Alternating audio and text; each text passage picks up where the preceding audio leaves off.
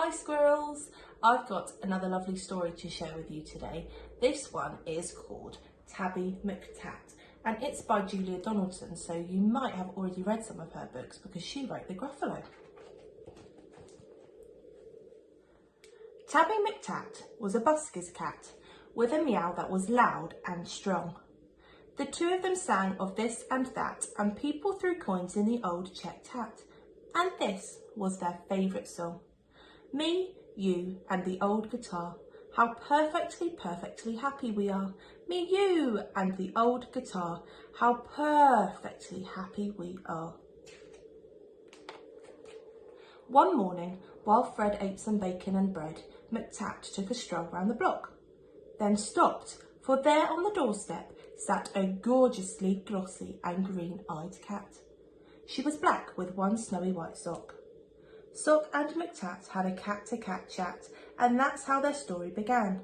For while they were chatting of this and of that, a thief had his eyes on the old checked hat.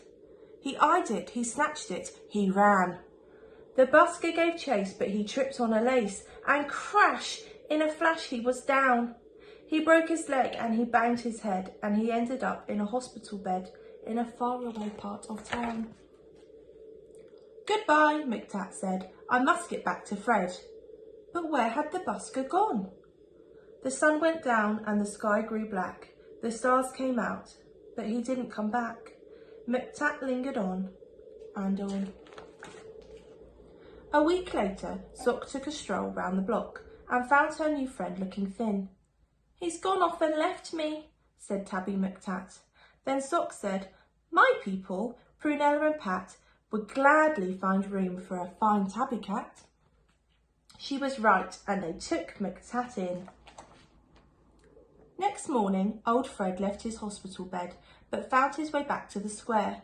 But a brass band stood where the pair once sat, and the band played this and the band played that, and Fred looked all round for his loud meowed cat, but Tabby McTat wasn't there. Now McTat had a wife, and a very full life with plenty of things to do, like washing Prunella and pouncing on Pat, and hiding the car keys under the mat, and keeping the newspapers nice and flat, and giving the pens an occasional bat, and nibbling this and nibbling that, but he dreamed of his friend with the old checked hat, and always woke up with a meow. And often he said, what's happened to Fred? And his paws took him back to the square. But a conjurer stood where the pair once sat, and he pulled out this and he pulled out that, and people threw coins in the tall black hat, but the busker was never there. One morning Sock said, look under the bed and see the 3 kittens I've had. And Soames looked like this, and Susan looked like that, and the littlest kitten, called Samuel Sprat, looked exactly the same as his dad. The 3 kittens grew and they learnt how to mew, and McTat sometimes sang them a song.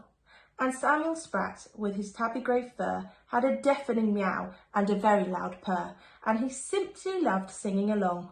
Me, you and the old guitar, how perfectly happy we are. Me, you and the old guitar, how perfectly happy we are. When Susan and Soames found very good homes, their parents were happy and proud. There was one home like this and another like that. But nobody wanted poor Samuel Sprat. They all said his voice was too loud. Now Tabby McTat was a home-loving cat, but he couldn't stop dreaming of Fred. And one day he called for his wife and his son, and he told them, there's something that has to be done. I must go and find him, he said. So up and down and all over town, he wandered a whole week long, for many a morning and afternoon, by the light of the sun and the light of the moon, till he heard a familiar song. Just me and the old guitar, if I had a cat I'd be happier far. Just me and the old guitar, with my cat I'd be happier far. It's Tabby McTat, it's my long-lost cat! Old Fred was ecstatically glad. Then the two of them sang of this and that, and people threw coins in the new checked hat. But why did McTat feel sad? He was missing his wife and his comfortable life and the dozens of things to do. like washing Prunella and pouncing on Pat and hiding the car keys under the mat and keeping the newspapers nice and flat and giving the pens an occasional bat. And how could he tell the busker that? Then out from a shadow sprang Samuel Sprat. "Oh, please let me be the busker's cat," he said with his deafening mew. Now Samuel Sprat is the busker's cat, with a meow that is loud and strong. The two of them sing of this and that, though Samuel sings a little flat, and people throw coins in the old checked hat. And this is their favourite song, "Me, you and the old guitar, how perfectly, perfectly happy we are. Me, you and the old guitar, how perfectly happy we are."